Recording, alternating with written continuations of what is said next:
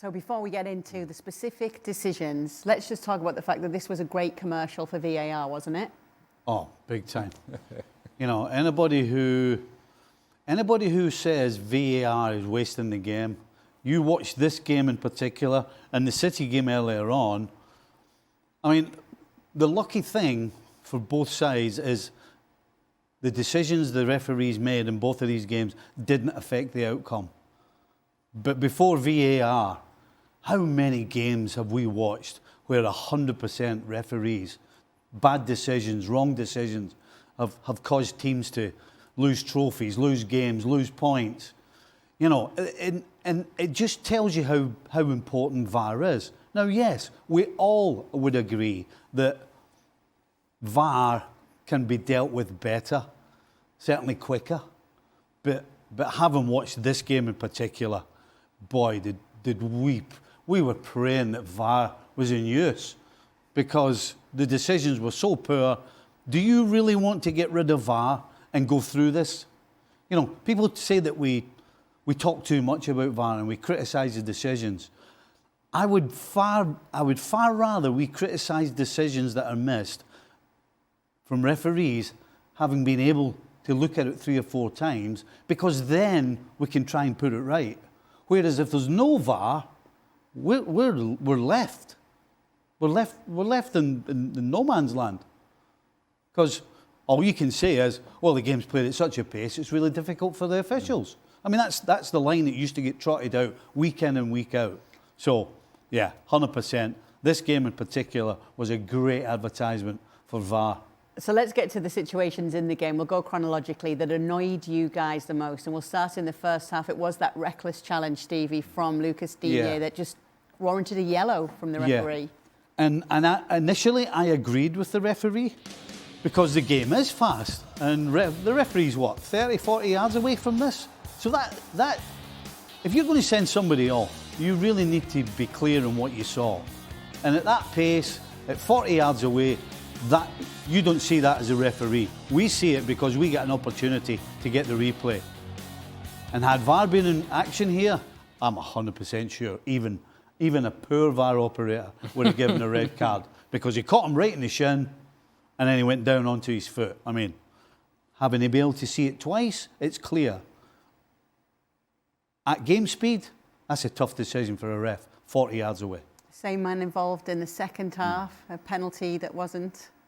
And it's flagrant, it's egregious. And this, let me just tell you, with VAR, without VAR, with just any referee, this is not even close. This is not borderline. This is not, hey, Lucas Digne is barely on the line. No, he's well inside his own 18-yard box. So regardless of whether we're using VAR or not, this is a call that the referee should be able to make. It's an egregious, flagrant mistake, and you can't help but feel cheated if you're a Newcastle player in that specific sequence. See, players, I think, are willing and able to deal with certain decisions if they're borderline. This was not borderline. This is clearly a penalty. If you're going to call the handball, it's clearly inside the 18-yard box. Should have been a penalty kick, was not given. And the best thing that could have happened for this game and for Newcastle players is that they scored right off of this free kick. And it allowed them to sort of put that aside. We don't have to think about what could have been a penalty kick, and we can focus on playing the game and going on to win this match, which eventually they did. But as a player, in that moment, you have to show so much discipline that you just don't go and remind the referee of all his family while he's making or not making the call that he should. While you were talking, I was thinking about being a coach sitting on the sideline. Yeah. And the first thing I would have done would have been the fourth official and the linesman, because they're all mic'd up. Because you've got to go, hold on a second. One guy can make a mistake, but there's 4 of you. There's 4 of you actually in charge of this game. You telling me you can't get in his ear and tell him it was in the box? Or what's the linesman doing? Linesman put his flag up. Why doesn't the linesman put his flag up and then get the referee's attention? The old-fashioned way. Referee running over the linesman, little conflab, in the box, penalty. I mean, that's what I was thinking when I was a coach. Just quickly, do you think players will try to get away with a little bit more, knowing there is no VAR in those games, or do they not think of that? I mean, I would. Let me tell you, I'd be going down all over the place without any problem. More than you did. I mean, no. If I don't have the possibility of punishment and I can play on the fringes and push the fringes of legality, I'll do it. I have no issue admitting to that, and I think every player would and should, for that matter, that you push it as far as you possibly can. And if the referee, once the referee makes a bad call and he kind of has that feeling that he has made a bad call, now it's only human nature, and they'll deny this, but it's human nature that, well, we got to make it even. And that's when you go and try to exploit it, and you try to draw a foul, you try to draw some sort of contact inside the 18-yard box and put the referee in a position where, hey, buddy, you going to make a call for us now? You going to even things up? This is the way I would approach it. Now, he definitely would.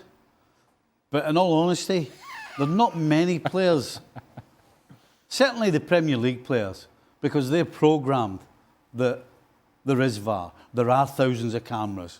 There are occasions, there isn't an occasion where you can get on the blind side of the camera or whatever, because everything you do is, so they're used to that. So there's always the exception to the rule. But in general, players will do what they normally do, 100%.